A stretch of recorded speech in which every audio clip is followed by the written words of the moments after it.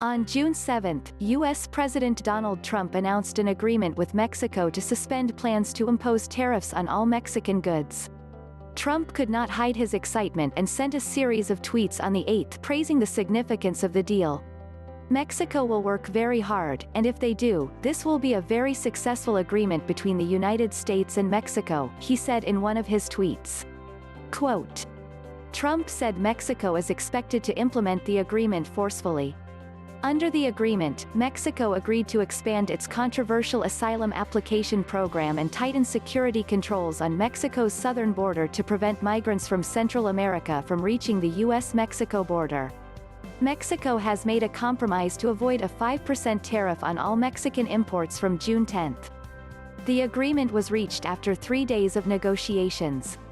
Officials from the United States and Mexico have met in the U.S. capital Washington since Friday to discuss the issue of imposing tariffs, including U.S. Vice President Pence, Secretary of State Pompeo and Mexican Foreign Minister Ebrard.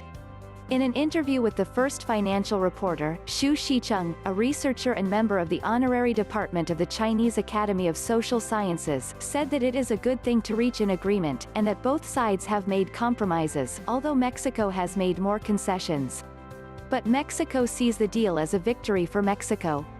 Lamy, former Director General of the World Trade Organization (WTO), believes Mexico may face more threats from the United States in the future.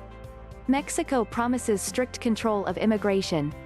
Under the agreement, Mexico agreed to extend its previously controversial Stay in Mexico program to the entire border between the United States and Mexico.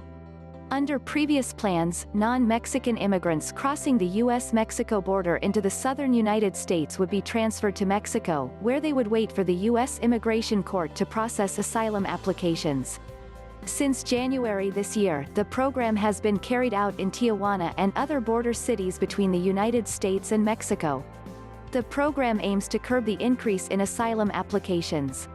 But the ACLU and other advocacy groups are challenging the plan, which has repatriated more than 10,390 people, most of them Central Americans, to Mexico.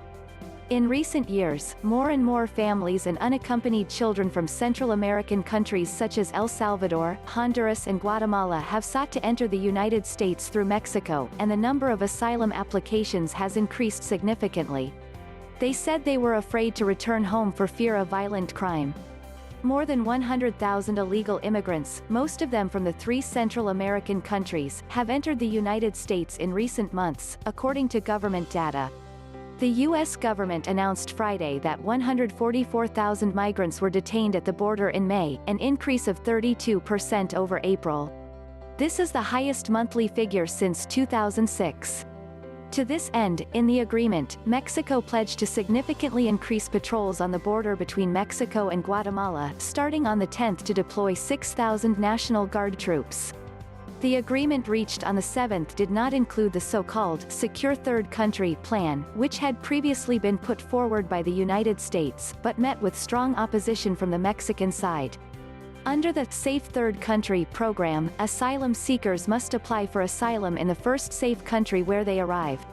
If Mexico becomes a safe third country, immigrants to the United States through Mexico must first apply to Mexico for asylum, so that Mexico will permanently accept these asylum seekers. Trump also said in a tweet on the 8th that Mexico would immediately buy large quantities of agricultural products from the United States. However, Mexico said it was not aware of the claim. The issue of the purchase of agricultural products was not mentioned in the U.S.-Mexico joint statement released on the evening of the 7th. 3 Mexican government officials also said they were not aware of any spin-off deals in the U.S.-Mexico deal. On the 8th, Mexican President López also did not mention any agricultural purchase plans in his public speech. Mexico is the second-largest agricultural export market in the United States, importing large amounts of corn, soybeans, pork and dairy products from the United States. Even during the U.S.-Mexican tariff negotiations, Mexico did not say it was trying to find alternatives. Mexico may be more threatened.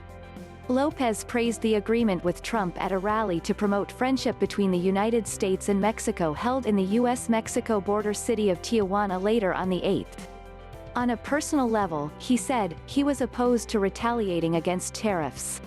However, he also hinted that if there were further conflicts with the United States in the future, he might be forced to take a stronger stand. I cannot let anyone destroy our economy, let alone build unfair and asymmetrical relationships, belittle our government and humiliate our country. Lopez made the remarks to the applause of thousands of people. Lopez also said on Twitter on the 8th that he had a telephone conversation with Trump and that the two sides had pledged to commit themselves to the dialogue. I told Trump that in Tijuana I would not raise a clenched fist but open up a pair of honest hands, Lopez tweeted. Quote.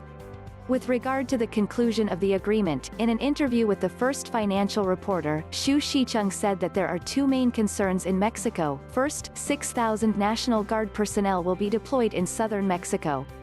The residents of the border areas and some civil society are worried that the militarization of the southern border will affect the normal lives of the people in the southern region. Second, Mexico will accommodate more immigrants from Central America, for humanitarian reasons. Providing them with basic security would increase Mexico's economic burden.